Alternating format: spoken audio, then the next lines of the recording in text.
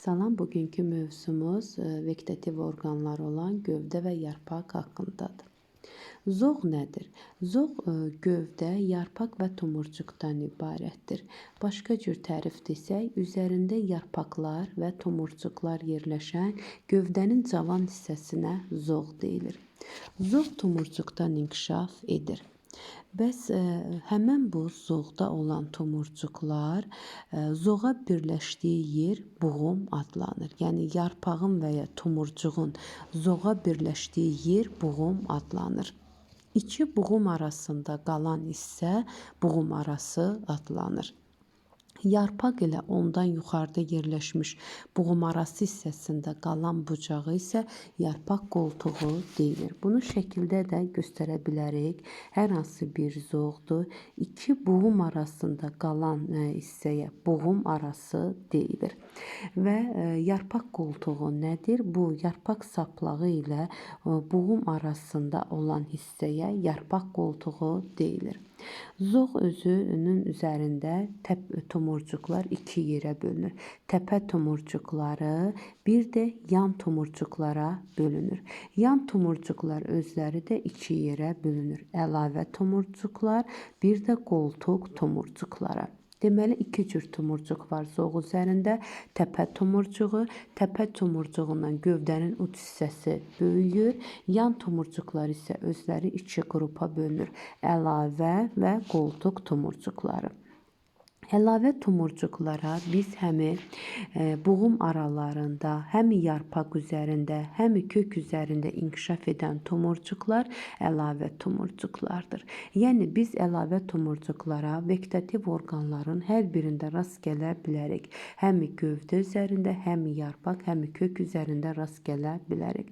Təpə tomurcuğu isə zoğun təpə hissəsində yerləşir. Yarpaq qoltuğunda isə olan tomurcuqlar yan tomurcuqlar adlanır. Yan tomurcuqların müəyyən bir hissəsi inkişaf etməyərək sakitlik dövrü keçirir ki, həmin tomurcuqlar isə yatmış tomurcuqlar adlanır.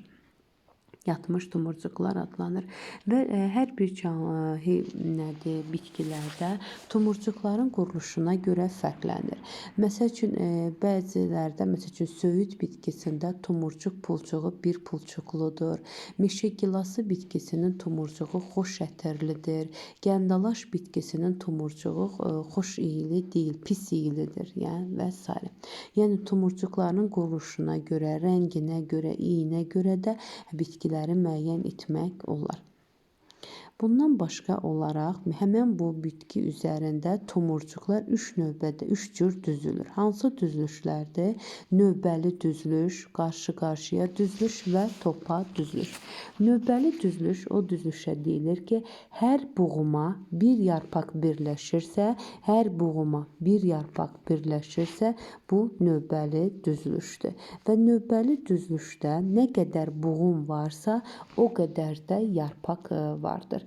Yəni, 3 ədəd buğum varsa, 3 ədəd yarpaq deməkdir. Yəni, bir buğuma bir yarpaq saplağı birləşir. Lakin qarşı-qarşıya düzülüşə isə bir buğuma iki yarpaq birləşir. Bir buğuma iki yarpaq birləşir ki, bunları misal göstərə bilərik ki, qarşı-qarşıya olan gicitqan, yaysəmən, nanə, reyhan, sırğagülü kimi bitkiləri misal göstərə bilərik. Növbəli düzülüşdə isə alma, cökə, günəbaxan və tozağacın bitkilərini misal göstərə bilərik. Topa düzülüş isə hər buğuma 3 və ya daha çox yarpaq birləşir. Yəni, minimum 3 yarpaq birləşir hər buğuma. Deməli, 3 buğuma, bir buğuma 3 yarpaq birləşir. Məsəl üçün, 3 buğum varsa, minimum 9 ədəd yarpaq birləşir və yaxud da yarpaq saplağı birləşmiş olar. Topa düzülüşə misal olaraq biz qarğa gözünü, elodoyanı və çöl qatır quyruğunu misal göstərə bilərik. Bu zoğ üzərində tomurcuğa görə, yarpaq və gövdəciklərinə yerləşməsinə görə tomurcuğun həm yarpaq, həm gövdə üzərində yerləşməsinə görə 3 cür düzülüş oldu. Hansı oldu? Növbəli düzülüş, qarşı-qarşıya düzülüş və topa düzülüş. Digər tumurcuqlardır ki, tumurcuqlar inkişaf tipinə və quruluşuna görə tumurcuqlar iki cür olur. Vegetativ tumurcuqlar və generativ tumurcuqlar. Bu şəkillərə diqqət yetirək. Həm vegetativ tumurcuqlarda, həm generativ tumurcuqlarda tumurcuq pulçuğu var. Hər ikisinin öncə oxşar cəhətlərini deyəcəm. Hər ikisində tumurcuq pulçuğu var. Hər ikisində tumurcuq başlanğıcı var. Hər ikisində yarpaq başlanğıcı var. Vegetativ tumurcuq uzunsov olub, kiçik olub. Vegetativ tumurcuqda gövdə başlanğıcı və yaxud da zoğ başlanğıcı olur. Lakin generativ tumurcuqda isə böyük və iri və girdə olur. Generativ tumurcuqda isə çiçək başlanğıcı olur. Ya tək çiçək və yaxud da qrup şəklində çiçək ola bilər. Deməli, tumurcuqların oxşar xüsusiyyətləri hər ikisində tumurcuq pulçuğunun olması, hər ikisində tumurcuq başlanğıcı, yarpaq başlanğıcının olması. Fərqli cəhəti isə vegetativ tumurcuqda zoğ başlanğıcı, generativ tumurcuqda isə çiçək başlanğıcının olmasıdır. Burada da tumurcuğun inkişaf tipinə görə demiş olduq. Davam edirik. Gövdənin daxili quruluşu. Ümumiyyətlə bitkilər gövdələrinin quruluşuna görə, formasına görə yer üzərində yaşayan bitkiləri 3 qrupa bölünür. Ağac şəkilli bitkilər, kor şəkilli, ot şəkilli bitkilər. Ağac şəkilli bitkilərə palıd, qoz, armud, çinar, fıstıq, görüş və s. misal göstərə bilərik. Kor şəkilli bitkilərə gəndalaşdır, moruqdur, itburnudur, böyürtkən, sirinci misal göstərə bilərik. Həm ağac bitkilərində, həm kor şəkilli bitkilərdə mexaniki toxuma yaxşı inkişaf etmişdir. Lakin otlarda isə nisbətən mexaniki toxuma zəif inkişaf etmişdir. Buna bananı misal göstərə bilərik, bambuk misal göstərə bilərik, çoxillik ot bitkiləridir. Gicitkan, günəbaxan, qarğıdalı, buğda, inci çiçəyi və s. ot bitkilərini misal göstərə bilərik. Gövdəsinin vəziyyətindən asılı olaraq bitkilər 3 qrupa bölünür. Bunlar hansılar idi? Dik duran gövdələr, sarmaşan gövdələr, dırmaşan gövdələr və s. Dik duran gövdələrdə dedik ki, mexaniki toxuma yaxşı inkişaf edib. Məsəl üçün, günəbaxan, qarğıdalı, çinar, kükünar, meşə gilası və s. deyə bilərik. Dırmaşan gövdələrdə isə bunlarda mexaniki toxuma zəif inkişaf edib. Bu dırmaşan özləri, məsəl üçün, dırmaşan gövdələrə noxud bitkisini, üzüm və daş sarmaşığını misal göstərə bilərik. Sarmaşan gövdəli bitkilərə lobya və çöl sarmaşığı, sürünən bitkilərə isə çiyələk, xiyar, qarpız, yemiş, üçyarpaq yoncanı misal göstərə bilərik. Sərilən gövdəyə isə çəmən çayı və qaytarmanı misal göstərə bilərik. Mütləq əzbər bilməliyik. Sarmaşan gövdəli bitkilər lobya və çöl sarmaşığı, dırmaşan noxud, üzüm, daş sarmaşığı, sərilən gövdələr çəmən çayı və qaytarmanı misal göstərə bilərik. Vegetativ orqanlarımızdan olan gövdə haqqında məlumat verəcəm. Gövdənin tərifi necədir?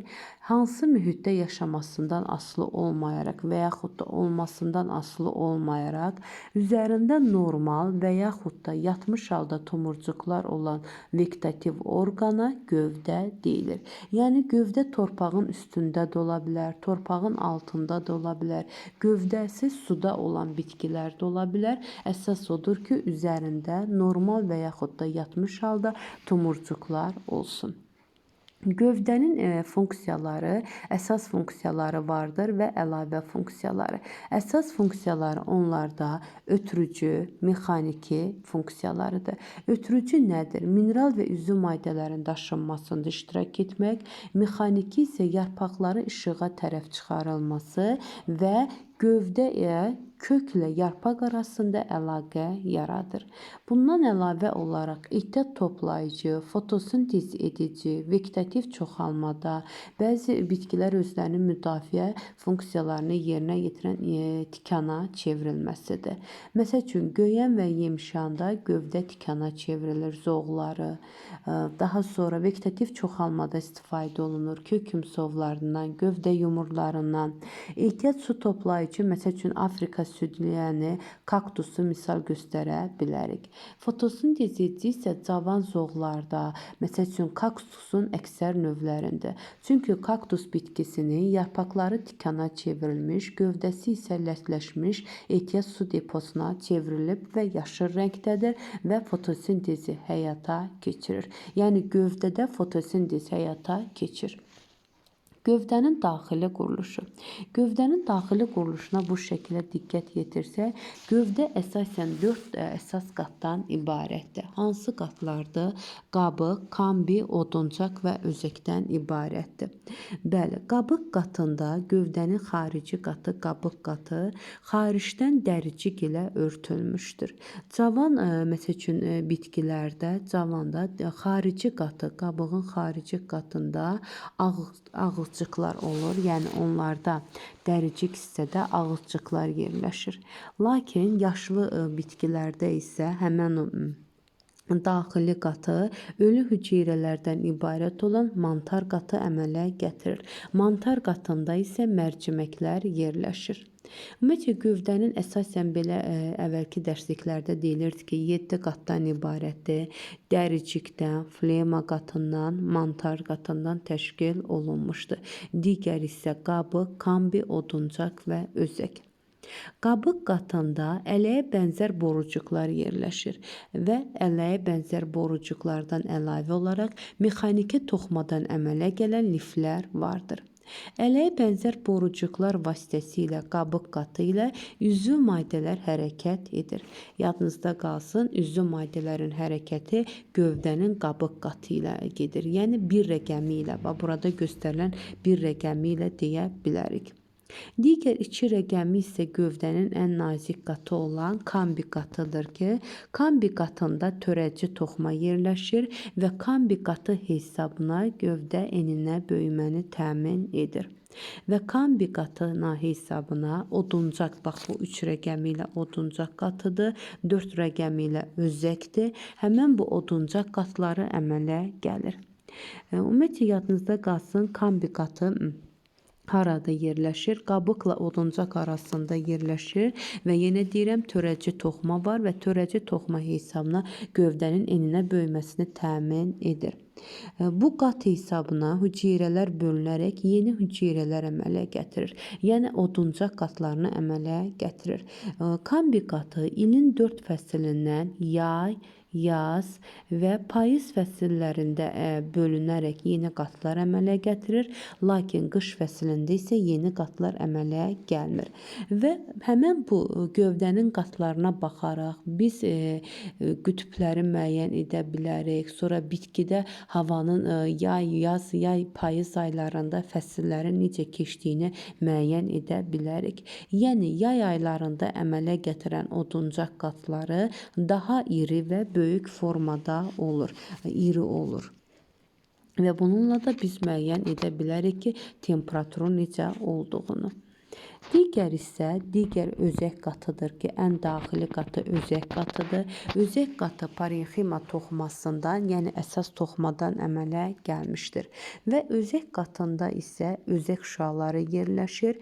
Həmən özək şüaları birbaşa özəkdən qabıq qatına qədər yayılmış vəziyyətdə olur. Və yadınızda qalsın ki, qışda özək şüaları vasitəsilə qışda necə baş verir üzüm maddələrin hərəkəti? Daxildən, yəni özəkdən qabıq istiqamətində hərəkəti baş verir. Lakin yaz aylarında isə, yaz və yay aylarında özək şüaları vasitəsilə qidalı maddələrin axını qabıqdan özək istiqamətində hərəkət edir. Və biz bilirik ki, özəkdə ehtiyat toplayıcı parenxima toxuması yerləşir ki, həmən orada üzüm maddələr toplanır. Deməli, özək şüaları üfüqi istiqamətdə, iki istiqamətdə hərəkət etdi.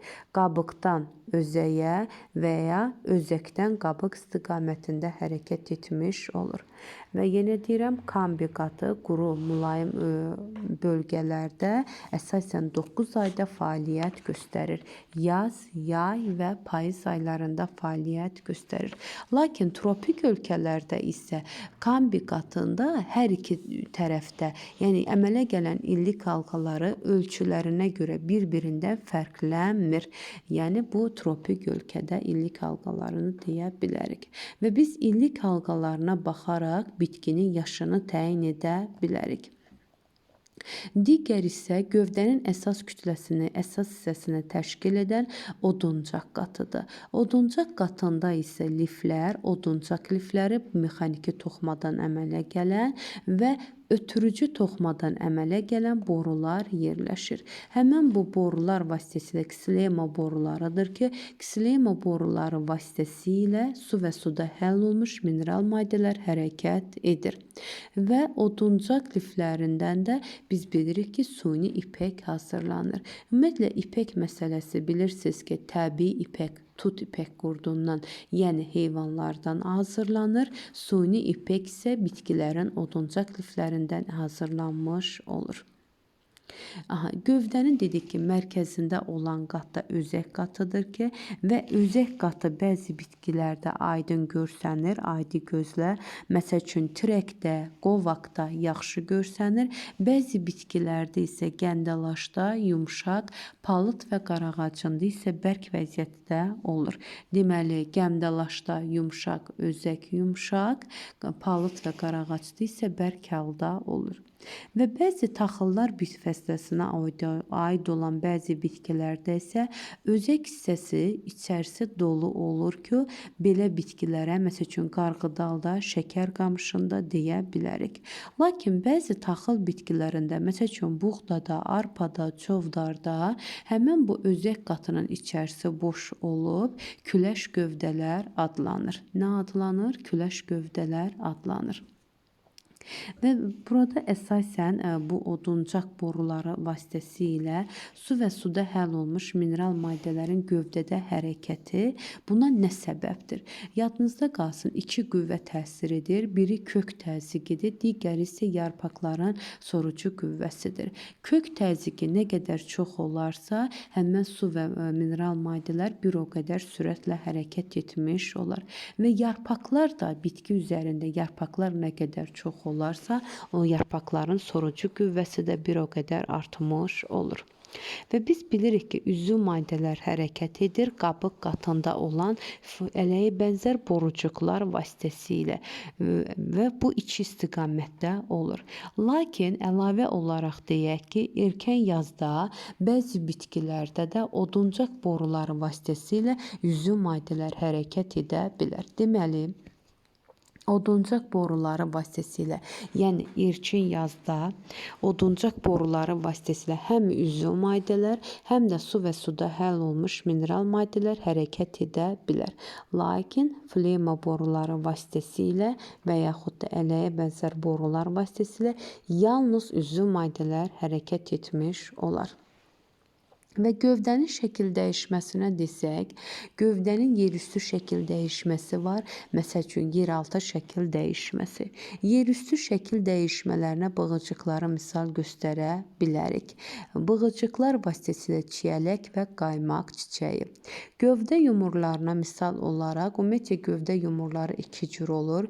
Yeraltı gövdə yumruları və yerüstü gövdə yumruları. Yeraltı gövdə yumrularına korabi kərəmi, yer armudunu və yaxud da başqa bir adı topinamburu misal göstərə bilərik. Yerüstü gövdə yumrularına isə korabi kələmini misal göstərə bilərik. Bundan başqa soğanaqlar vardır ki, dağ laləsi, sarımsaq, nərgiz, zambaq, sarımsaq misal göstərə bilərik soğanaqlar vasitəsilə. Və soğanaqlar bilirik ki, gövdənin şəkil dəyişməsidir və soğanaqlı Soğanaqlarda, üzr istəyirəm, ehtiyat qida maddələri lətli pulçuqlarda toplanır. Bilirik ki, soğanaqlarda yarpaq şəkil dəyişməsi də vardır. Yarpaq həm lətli şəkildə, həm də pulçuq şəklində yarpaq şəkil dəyişməsinə rast gəlinir. Yəni burada bu nəticə çıxarda bilərik ki, torpağın altında da yarpaq şəkil dəyişməsi vardır. Yəni yarpağa rast gələ bilərik pulçuq şəklində. Soğanaqlı yumurlarla isə zəfəran və qladiusu misal göstərə bilərik. Yadınızda qalsın, soğanaqlı yumurlarda isə ehtiyat qida maddələri gövdə şəkil dəyişməsi olan dipçikdə toplanır. Yenə deyirəm, biri var soğanaqlı yumru, biri də var soğanaqlar. Soğanaqlarda ehtiyat qida maddəsi sarımsaqda, nərgizdə, dağ laləsində ehtiyat qida maddələri lətli pulçuqlarda toplanır. Soğanaqlı yumurlarda isə ehtiyat qida maddələri gövdənin şəkil dəyişməsi olan dipçikdə toplanmış olur. Ümumiyyətcə su toplayan gövdələr də vardır. Buna misal göstərərək su toplayan gövdəni Afrika südləyəni, kaktusu misal göstərə bilərik. Daha sonra kökümsov gövdələr dəvadabanı, çayır, gicitgan, inci çiçəyi, ayrıqotunu misal göstərə bilərik. Bığıcıqlara misal olaraq üzümdür, boranıdır, xiyardır, yemişdir, çiyələk bitkisini misal göstərə bilərik. Tikana isə gövdə şəkil dəyişməsi olan cırarmud, murdarça, göyəm və yemişanı misal göstərə bilərik. Digər vegetativ orqanımız yarpaqdır. Yarpaq əsas hansı funksiyaları yerinə yetirir? Həm fotosintez, həm də qazlar mübadiləsi funksiyasını, bundan əlavə olaraq transpirasiya funksiyasını da, yəni suyun buxarlanmasını həyata keçirir. Və suyun buxarlanmasının əsas əlaməti odur ki, bitkini həddən artıq qızmaqdan qarşısını alır. Yəni həddən artıq günəş şüası bitkinin üzərinə düşdükdə suyun buxarlanması nəticəsində yarpaqlarda bitki həddən artıq qızmaqdan qorunur. Və bitkilərdə də yarpaqların əlavə funksiyaları olaraq dayaq funksiyasını, noxud və lərgədə, vegetativ çoxalmada biqnoniyanı, uzanbar bönövşəni, sonra müdafiə kaktusda, ağ akasiyada, zirincdə tikana çevrilmişdir. Ehtiyat toplayıcı, məsəl üçün aloya, baş soğan, kələmin yarpaqlarında ehtiyat toplayıcı orqana çevrilmişdir. Hətta bəzi bitkilərdə də onlar, məsəl üçün qidalanan yarpaqları qidalanma, yəni trofik qidalanmanı həyata keçirən yarpaq şəkil dəyişmələri vardır. Yarpaq nədən ibarətdir? Ümumiyyətcə yarpaq saplağından və yarpaq ayasından təşkil olunmuşdur. Yadınızda qalsın, yarpaq minimum 1 hissədən ibarətdir, maksimum 3 hissədən ibarətdir. O 3 hissə hansılardır? Yarpaq ayası, saplaq və yarpaq altılığına misal göstərə bilərik. Minimum isə yalnız 1 hissədən ibarətdir ki, yalnız yarpaq ayasını deyə bilərik. Sadə və mürəkkəb yarpaqlar vardır. Sadə yarpaqlar yalnız saplaqdan, yəni bir əsas saplaqdan və bir ədəd yarpaq ayasından ibarətdir. Yəni yarpağın əsas saplağına bir dənə yarpaq ayası birləşir. Bax necə ki, bu şəkildə verildiyi kimi. Yarpaq altılığı nədir? Yarpaq ayası gövdəyə zoğa birləşən hissəsidir. Onun yuxarı hissəsində çıxan hissə isə yarpaq altılığı adlanır. Deməli, yarpaq minimum 3, maksimum 1 hissədən ibarətdir. Digər yarpaqlar mürəkkəb yarpaqlardır ki, bir əsas saplağa bir neçə yarpaqcıq birləşsin. Bir neçə yarpaqcıq birləşsin ki, həmən yarpaqlar mürəkkəb yarpaqlar adlanır. Və mürəkkəb yarpaqlar da özü 3 qrupa bölünür. Üçər mürəkkəb yarpaqlar, barmaqvari mürəkkəb yarpaqlar, təklələkvari və cütlələkvari mürəkkəb yarpaqlar. Burada hər biri haqqında məlumat verilib. Əlavə olaraq demək istəyirəm ki, sadə yarpaqlar xəzən vaxtı əvvəlcə sadə yarpaqlarda Yox, əvvəli yoxdur. Elə sadə yarpaqlı bitkilərdə xəzan vaxtı həm saplaqla yarpaq qayası birlikdə tökülür. Lakin mürəkkəb yarpaqlarda isə öncə yarpaqcıqlar, yəni əsas saplağa birləşən yarpaqcıqlar, daha sonra yarpaq saplağı birləşir. Yəni mürəkkəb yarpaqlarda bir dənə əsas saplaq var, bir neçə köməkçi yarpaq saplağı vardır. Tək lələkvari mürəkkəb yarpaqlara misal olaraq itburunu, qızılgülü, qoz və akasiyanı misal göstərə bilərik. Cüt lələkvari yarpaqları isə kitabımızda da verildiyi kimi noxudda, lərgədə və əlavə olaraq sarı akasiyadan misal göstərə bilərik. Barmaqvari mürəkkəb yarpaqlara isə barmaqvari at şabalıtı, çətənə, acı paxlanı misal göstərə bilərik.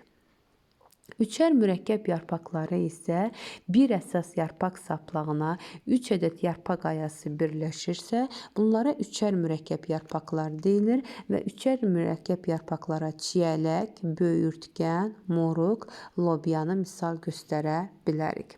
Bu da yarpaqlardır. Ümumiyyətlə yadınızda qalsın. Paxlallar fəsləsində, paxlallar fəsləsində mürəkkəb yarpağın bütün növlərinə rast gəlinir. Həm tək lələkvari, həm cüt, həm barmaqvari, üçər. Məsəl üçün, tək lələkvari ağ akasiyanı misal göstərə bilərik, tək lələkvari. Cüt lələkvarini noxudda, lərgədə, sarı akasiyadır. Hər üçü noxud, lərgə, sarı akasiya paxlallara aiddir. Daha sonra acı paxla barmaqvaridə paxlallar fəsləsinə aid edilir. Lobya, bəli, paxlallar fəsləsinə aid edilir ki, onlarda mürəkkəb yarpaqların hər üç növünə, 3 yox, daha doğrusu 4 növünə də paxlallar fəsləsində rast gəlinir. Yarpaqların da zoğlarda olduğu kimi düzülüşü 3 cürdür. Növbəli düzülüş, yəni bir buğuma bir yarpaq ayası birləşir. Qarşı-qarşıya düzülüş, bir buğuma 2 yarpaq ayası birləşir. Toppa düzülüş, bir buğuma 3 yarpaq ayası birləşmiş olar. Digər isə yarpaq damarlanması vardır ki, yarpaqların damar dəstini əmələ gətirən toxuma qrupları mexaniki toxumadır, ötürücü toxumanı misal göstərə bilərik. Yəni, həm xilema boruları, həm də flema lifləri vardır. Yarpaq damarlanmasına görə 3 qrupa bölünür. Paralel damarlanma, qövsvari damarlanma və torvari damarlanma. Torvari damarlanmaya əsasən kiləpəllər sinifinin nümayəndələrində rast gəlinir. Paralel və ya qövsvari damarlanmaya biz əsasən birləpərlər sinifinin nümayəndələrində rast gəlinir. Lakin əlavə olaraq deyək ki, zambaqlar fəsləsi birləpərlər sinifinin zambaqlar fəsləsində bütün nümayəndələrində, yəni nümayəndələrinin bəzilərində həm torvari, bəzilərində qövsvari, bəzilərində paralel damarlanmaya rast gəlinir. Məsəl üçün, qarğagözü bitkisi birləpəli bitkidir, zambaqlar fəsləsinə aiddir, lakin onda yarpaq damarlanması torvari damarlanmadır. Biz də deyirik ki, birləpərlərdə əsasən qövsvari və paralel damarlanmaya rast gəlinir. Və burada torvari damarlanmada baxdıqda əsas ana damar seçilir. Lakin paralel və ya qövsvari damarlanmada əsas damar seçilməmiş olur. Deməli, yarpağın növləri sadə və mürəkkəb, yarpaq damarlanmasını dedik, yarpaq düzülüşünü dedik. Yarpağın daxili quruluşu, ən vacib olan hissəyə buraya baxaq. Yarpaq ümumiyyətlə dedik ki, yarpağın daxili quruluşu və xarici quruluşuna baxdıqda ümumiyyətlə yarpaq bəzəyi var. Yəni ağacda, zoğ üzərində yarpaqlar müxtəlif yoğunluqda düzülür. Məsəl üçün yarpaq bəzəyi adlanır və yaxud da yarpaq mozaikası adlanır ki, həm də bu düzülüş biogenetik qanuna əsaslanır. Yarpağın xarici qatında, xarici qatı, üst qatı dərici qatlanır. Öncə yarpaq üzərdən, yarpaq xaricdən rəngsiz, şəffaf, xarici divarı qalınlaşmış hüceyrə qatı ilə örtülür. Həmən bu qat dəricikdir. Dəricik qatının aralarında isə, həmən bu dərici qatın ara hissələrində isə qapayıcı hüceyrələr, yəni ağızcıq hüceyrələri yerləşir.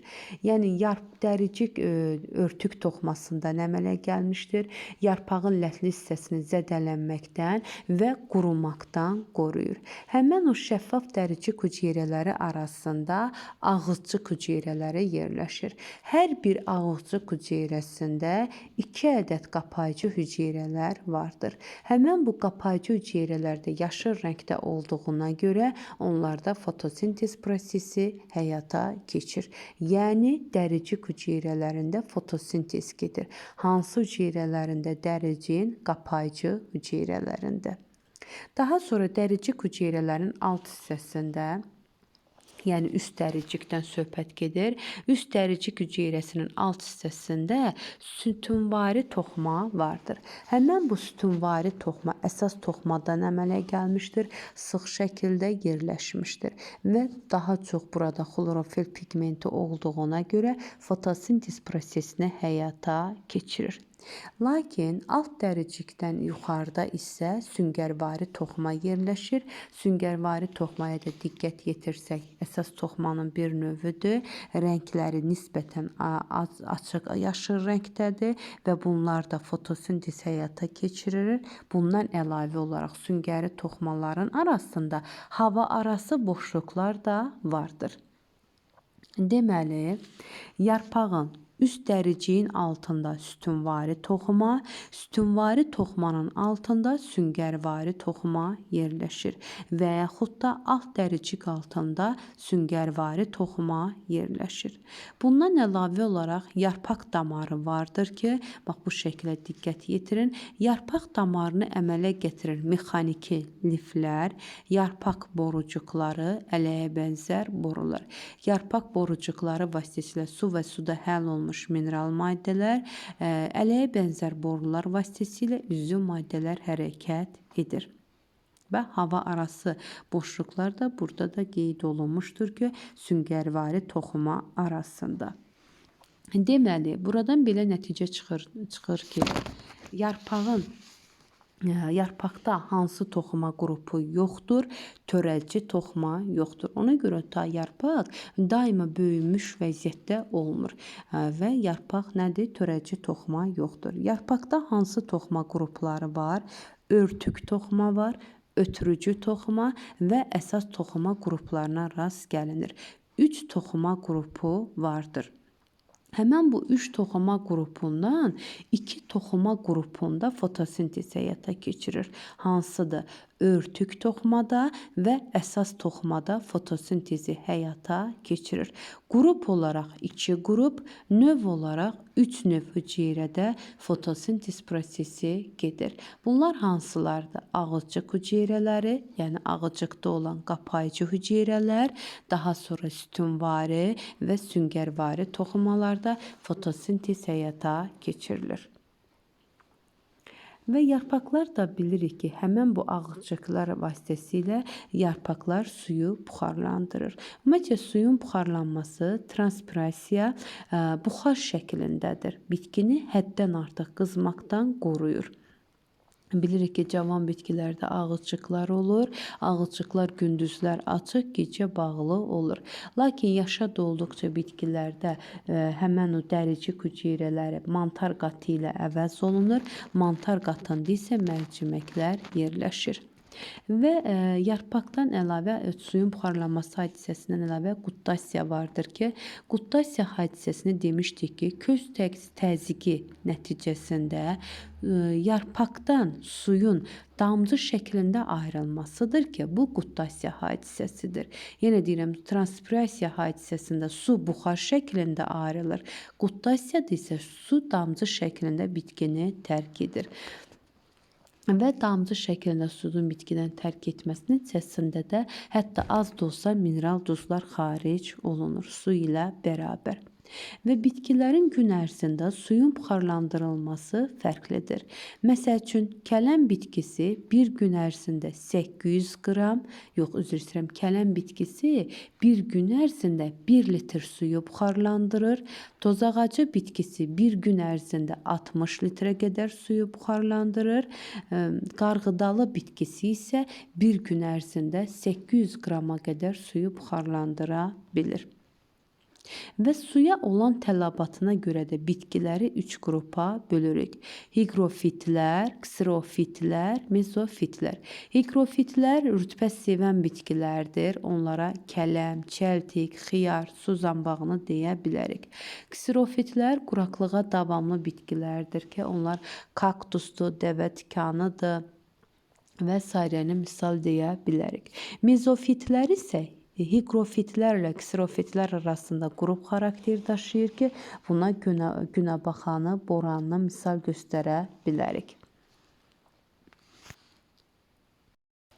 Yarpağın şəkil dəyişməsi və yaxud da yarpağın metamorfozu, yarpağın şəkil dəyişməsinə bığıcıq misal göstərə bilərik ki, bığıcıq noxud və lərgədə, ehtiyat su bənbəyi aloe və agavada, ehtiyat qida maddəsi, məsəl üçün kələm bitkisində, pulçuqda, sərf və ardıcda, iynə, şam və küknar qara cöhrə bitkilərində, tikan, zirinc, kaktus, qara tikanı, ağ akasiyada, tutucu orqan kimi şeh çiçəyində, milçək tutanda, nepintusda misal göstərə bilərik. Bilirik ki, bunlar miksetrof qidalanan bitkilərdir. Bu cür və o bitki tutucu orqana çevirən yarpaqlarda bunlar həşərat tutan bitkilər adlanır. Buna niyə məsəl olar həşərat tutan bitkilərdə? Onlar əsasən azot çatışmayan torpaqlarda bitir. Azota olan tələbatını ödəmək üçün həmən o həşəratları tutmaqla qidalanır və bununla da azota olan tələbatını ödəmiş olur. Həmin bu bitkilər həm avtotrof yolla, həm də heterotrof yolla qidalanan bitkilər hesab olunur. Yəni miksetrof yolla qidalanan bitkilərdir. Burada isə bitkilərin zoğun yeraltı şəkil dəyişmələri hansılar oldu? Təkrar deyək. Kökümsov, gövdə yumurları, soğanaqları misal göstərə bilərik. Soğanaqları da dedik. Burada kökün şəkil dəyişməsi meyvə köklər, kök yumurlarıdır və yerüstü zoğun şəkil dəyişməsi isə burada qovuqlu bitki haqqında məlumat verilib. Kök yoxdur. Azərbaycanda əsasən durğun sular ətrafında bitir. Kökü yoxdur. Tük şəkilli yarpaqların uç hissəsində qovuqçuqlar olur. Həmən bu qovuqçuqların köməyi ilə bitki həşəratları tutaraq nə edir? Həzm etmiş olur. Bu da ehtiyat qida maddəsi toplama. Məsəl üçün, gövdə kimi yarpaqlarda da hər ikisində ehtiyat kimi kələmin alt yarpaqlarını buna misal göstərə bilərik. Ehtiyat su toplama Afrika südləyəndə kaktusun gövdələrdə, aloyada, agavada isə yarpaq şəkil dəyişməsi su toplayan orqanda. Ağ akasiyada, zirincdə, kaktusda tikana çevrilmişdir. Şamda iynə, sərfdə pulçuqdur. Cır armudda, murdarçada, yemişanda isə gövdənin şəkil dəyişməsinə misal ola bilər. Burada da həşəratlardır ki, həşəratlarla daha doğrusu qidalanan bitkilərdir ki, bunları deyə bilərik. Tutucu orqana çevrilən bitkilər. Bu qədər ümumiləşdirici tapşırıqlara baxarsınız. Vegetativ orqanlar haqqında bu qədər.